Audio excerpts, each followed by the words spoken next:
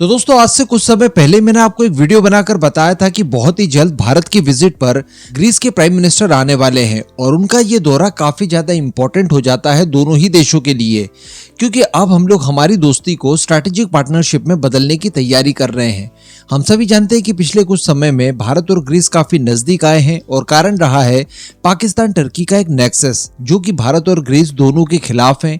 इस वजह से भारत द्वारा भी ग्रीस हो, अर्मेनिया हो या फिर साइप्रस हो, इन तीनों ही देशों से अपनी नजदीकियां बढ़ा दी ताकि टर्की को काउंटर करने में एक आसानी महसूस हो। हम दोनों देशों के बीच में अब युद्ध अभ्यास भी हो रहे हैं, व्यापार बढ़ाने को लेकर बातचीत हो रही है। इसके अतिरिक्त सबसे महत्वपूर्ण चीज डिफेंस डील्स। अब दोनों देशों के बीच के रिलेशनशिप उस स्तर तक पहुंच गए हैं जहां पर दोनों देशों के बीच में अब डिफेंस डील्स पॉसिबल है।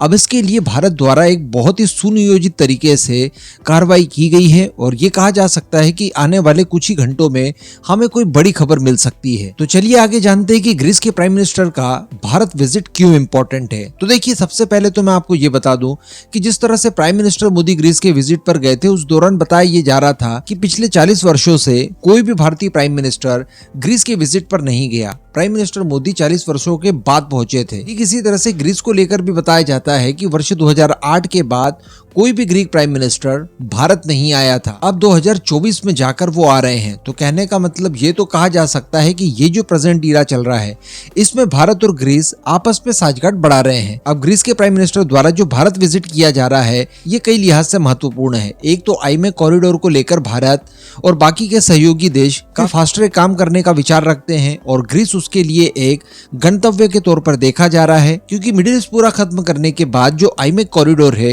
वो ग्रीस ही पहुंचेगा। इसके अलावा हम सभी जानते हैं कि ग्रीस के पास कई सारे पोर्ट मौजूद हैं जो कि भूमध्य सागर में भारत को एक्सेस देते हैं। ये खरीदने के लिए प्लानिंग चल रही है। वैसे भी भारत का अगर व्यवसाय देखा जाए तो 15% जो माल ढुलाई होती है वो भूमध्य सागर से ही होती है और ग्रीस उसके लिए गेटवे का काम कर सकता है यूरोप में अंदर एंट्री लेने के लिए। इसी के साथ साथ हम जानते हैं कि ग्रीस में चाइना की भी प्रेजेंस है। चाइना द्वारा ग्रीस का पीरियस पोर्ट एक्वायर किया जा चुका है और इसके काफी ज्यादा परसेंटेज पर चाइना का ही इस समय आधिपत्य है। तो डेफिनेटली इस ओर भी हमें ध्यान देना है। इसके अलावा बताया जा रहा है कि दोनों देशों के बीच में व्यापार अब 2023 तक $5 बिलियन तक पहुंचाया जाएगा। इस क्षेत्र में भी बातचीत होगी।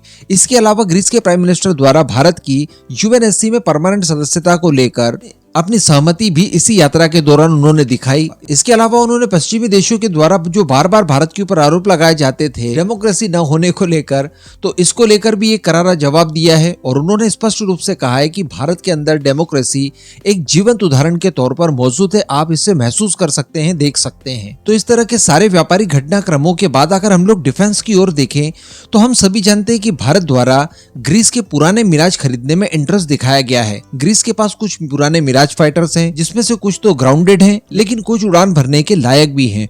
और सबसे बड़ी बात कि इन सभी को रिटायर करने के बाद ग्रीस द्वारा अच्छी कंडीशन में स्टोर करके रखे गए हैं। तो भारत इन्हें हासिल करना चाहता है क्योंकि इनके स्पेयर पार्ट हम लोग हमारी फ्लीट में इस्तेमाल कर सकते हैं। तो उसको लेकर यहाँ पर संभवतः कोई ना कोई डील हमें देखने के लिए मिल सकती है या फिर इसको लेकर नेगोशिएशन तो एटलीस्ट पॉसिबल हो ही सकता है कि दोनों देशों के बीच में हो जाए। लेकिन इसके अलावा अति महत्वपूर्ण खबर जो निकल कर आई है वो आ रही है ब्रह्मोस के परिप्रेक्ष्य में। इसे आप शायद कोइंसिडेंस जरूर कह सकते हैं, लेकिन कोइंसिडेंस भी ऐसे ही समय पर क्यों हुआ? देखिए, हम काफी लंबे समय से जानते हैं कि ग्रीस भारत की ब्रह्मोस मिसाइलों को हासिल करना चाहता है और इसमें भी स्पेशली ब्रह्मोस एनजी की अगर बात की जाए तो ग्रीस काफी लंबे समय से उसकी प्रतीक्षा भी कर रहा है। हालांकि वो अंडर डेवलपमेंट है और उसमें 1-2 सालों का समय और लग सकता है। लेकिन इसके अलावा टर्किश अग्रेशन को रोकने के लिए उसे एंटी शिप ब्रह्मोस मिसाइलें भी चाहिए। तो कहने का मतलब ब्रह्मोस एनजी एयर लॉन्च के साथ साथ अब आज ग्रीस के प्राइम मिनिस्टर भारत में मौजूद है और ठीक इसी समय सीसीएस द्वारा भारतीय नौसेना के लिए भी 200 से ज्यादा ब्रह्मोस मिसाइलों को खरीदने को लेकर मंजूरी दे दी गई है। जी हाँ, और इसके लिए 19,000 करोड़ रुपए का बजट बताया जा रहा है। यानी हमारी भारतीय नौसेना 200 से ज्यादा ब्रह्मोस ईआर मिसाइलें खरीदने जा रही है जिसके लिए 19,000 करोड़ रुपए उन्हें भारतीय सरकार द्वारा दिए जाएंगे। तो ये घटनाक्रम एग्जैक्टली तभी क्यों हुआ जब ग्रीस के प्राइम मिनिस्टर भारत के विजिट पर थे, तो कहीं ना कहीं उन्हें इंप्रेस करने की कोशिश की गई है यहाँ पर डेफिनेटली। यानी हमारी नौसेना को ब्रह्मोस मिसाइल्स तो खरीदनी ही थी, लेकिन वो आगे पीछे भी खरीदी जा सकती थी। एग्जैक्टली इसी समय पर उसे मंजूरी देना कहीं ना कहीं ये दिखाता है कि ब्रह्मोस मिसाइलों की पीआर को लेकर यहाँ पर भारत द्वारा काम किया गया है और काफी स्मार्ट मूव इसे कहा जा सकता है। अब इन मिसाइलों की अगर बात की जाए तो ये ईआर वेरिएंट की जरूर बताई जा रही है, लेकिन रिपोर्ट में इसकी रेंज को लेकर कोई खुलासे नहीं किए गए हैं। इस वजह से कुछ एक्सपर्ट्स का मानना है कि 400 किलोमीटर से लेकर 600 किलोमीटर रेंज वाली जो ब्रह्मोस ईआर है, संभवतः ये वही मिसाइलें होंगी।